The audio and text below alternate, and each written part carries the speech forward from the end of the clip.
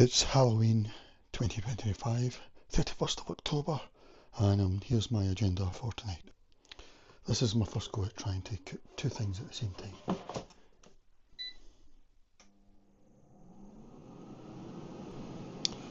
Yeah, and first of all about Prince Andrew. Well, yesterday he got defrocked, basically, or de-princed.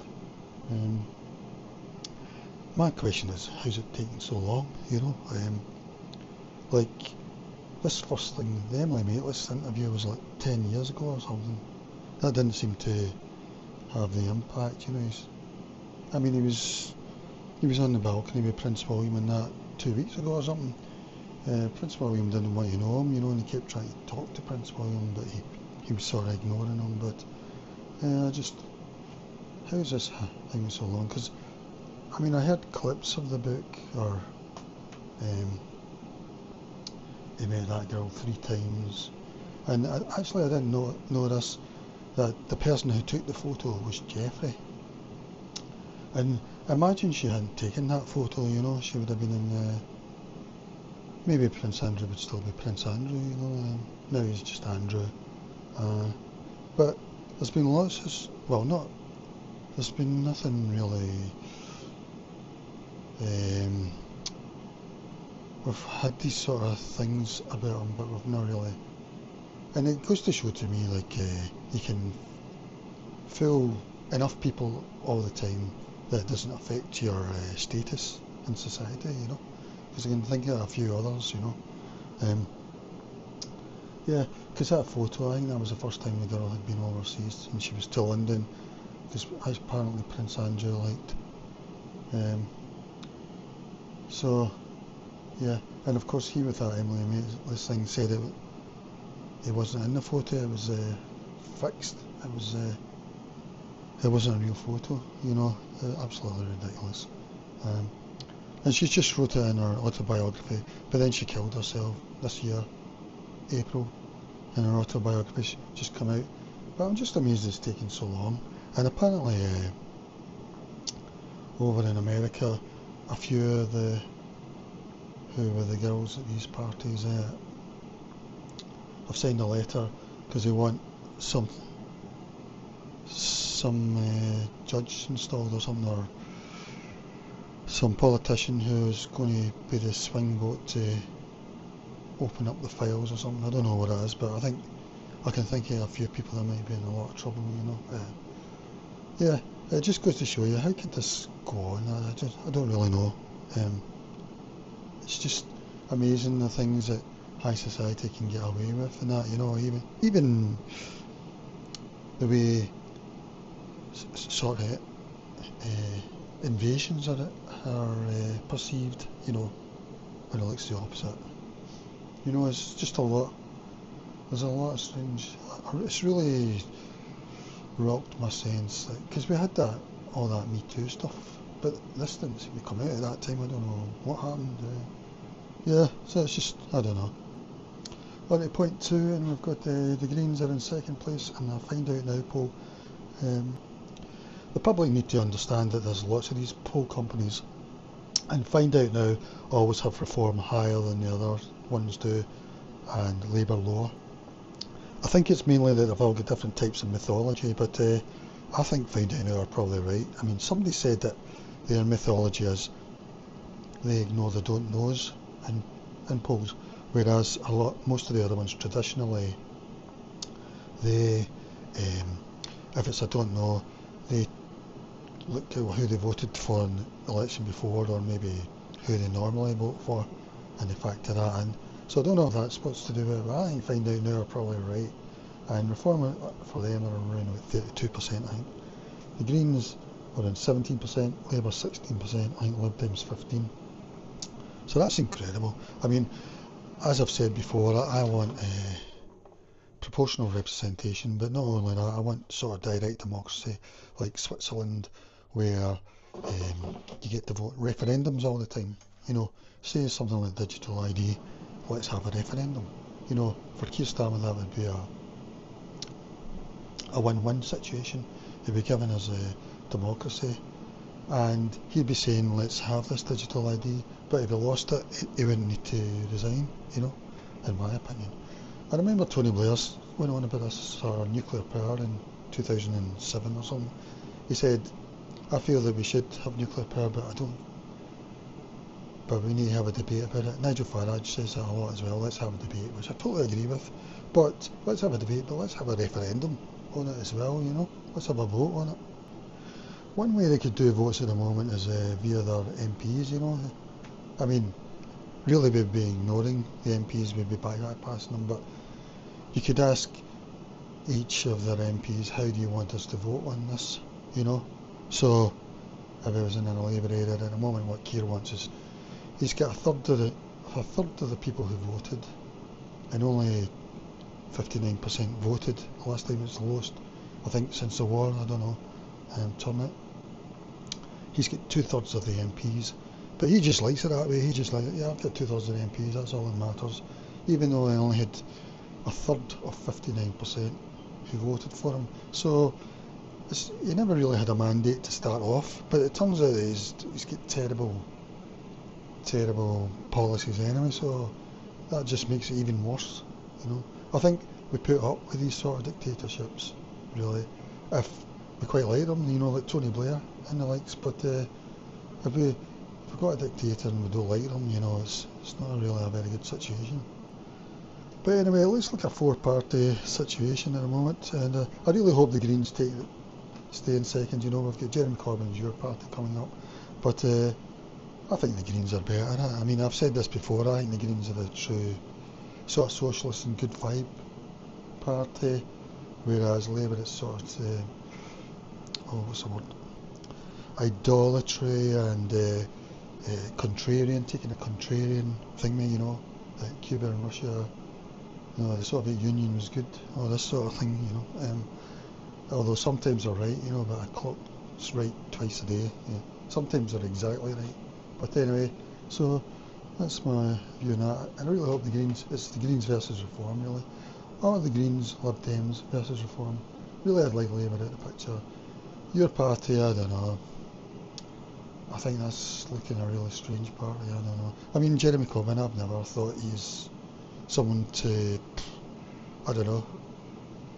I'm not saying I dislike him, he just seems an odd guy. He's not someone I would follow, you know. So, but he nearly won in 2017, he had one of the highest turnouts ever. And his 2019 election total was higher than, his vote total was higher than Keir Starmer, so there you go. On to number 3 now, in your party funds, and there's been some sort of crazy situation with this. Personally, I think it looks as if your party are at fault, you know, Corbyn's side. But there was three people of the left that are well known. Andrew Feinstein's one of them. I think that guy who was a socialist guy in Newcastle, I don't know, but they were really trustworthy guys, and they set up the sort of way that you could pay to be a member of the Youth Party. But now your party are saying we had no connection with this or something, and we demand that they give us all the data or something. And they're saying we can't just give you the data because there's all these privacy things and all that. But you're welcome to take over the company or whatever. I mean, it is a total joke. I mean, to me it really damages Jeremy Corbyn and the other ones. I don't know what they're playing at. Apparently Zara Sultana's now taking it over, because she was the one that announced join us, and she was the one that announced through their pay system. So I don't know what goes on, but personally I think the more the merrier in my opinion, so I want more parties rather than people say, no, you just want 2 parties or whatever. No, I want more, because you've got to vote for, that's why I think we should have proportional representation, because everyone's vote should count, which it does in proportional representation. It doesn't through first past the post. I mean, the European Court of Human Rights, if we pull it, it's just us, Russia and Belarus, whereas the first past the post system, it's just us and Belarus that use that one in Europe, you know, so you don't hear Labour going on about that though, you know. Yeah, there's no sign of Keir Starmer's going to bring us proportional representation, you know, so. A bit hard, but that's alright. I'll put some random. I think everyone should have an air fryer though. Really heat the stuff up quick. I've just put the things there for background interest. Yeah, so the year party, you know, it's just a total shambles, and I know Jeremy's wife said something, put an expo saying they need to hand that, I don't know, the money over, I don't know what it was, but I feel really sorry for the 3 people who set it up, because they've sent out they've issued a statement saying we've tried to give them it, but they've not communicated with us, etc. I'm amazed at how badly they've insulted Andrew Feinstein and that, you know.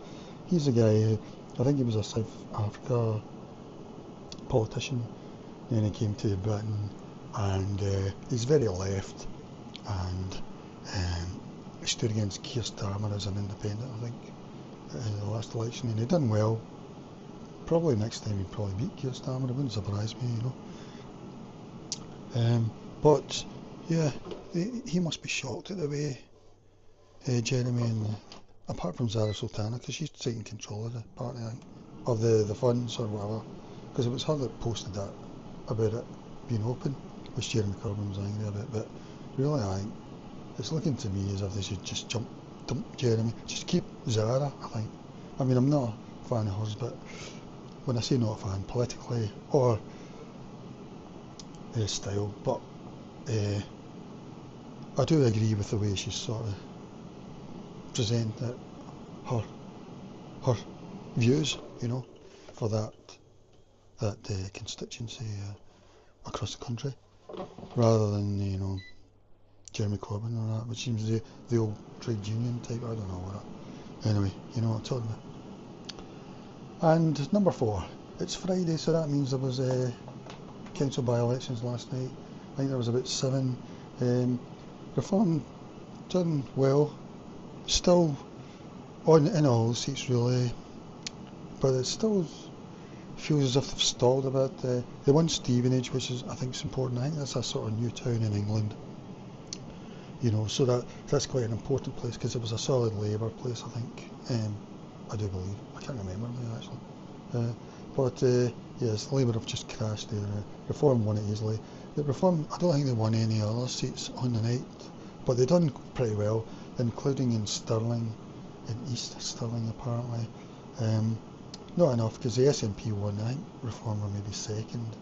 Can't remember, but really they've made inroads to Labour's, whatever you might call it, the traditional working class, blue collar vote, in my opinion. They're right in there. And of course we've got Advance UK coming up soon, but they're not standing in council by-elections. Yeah, so it's still looking good, you know. I don't think the Greens done particularly well last night. Labour crashed everywhere. Well, they did. I think I won a seat. I don't know, but Tories won a seat as well in Hendon. I think it was in Barnet. But that's sort of maybe a unique situation. Yeah, so that's my thoughts for today, you know. And yeah, let's see how this goes. Here's what it looks like after. It needs it clean, I think. I just leave it out like that. See the fan in here? I mean, that'll come up and hit the grill if I thing, so I need to be careful. I'll leave it like that. Okay. Alright guys, that's another fantastic video. Here's the thumbnail. I'm wishing everyone a happy Halloween. Oh yeah, that's another thing I might talk about. Yeah, Day of the Dead, 1st of November in Mexico. Why don't we all take on this tradition? I think it's a really nice thing, you know. Maybe I would want it away from Halloween, I don't know, but 1st of November, Day of the Dead, you know, I think that's a really nice thing where you think about the dead for the day. You can maybe do stuff, I don't know what they do, but I've seen a video about it and that, you know, it seems a really nice idea. I don't know why it's not taken on, you know. Yeah, I just wanted to talk about that and promote it. Alright guys, another fantastic video in the bag. I'll just see if I can get a thumbnail. What about that? I don't know. Alright guys, cheerio.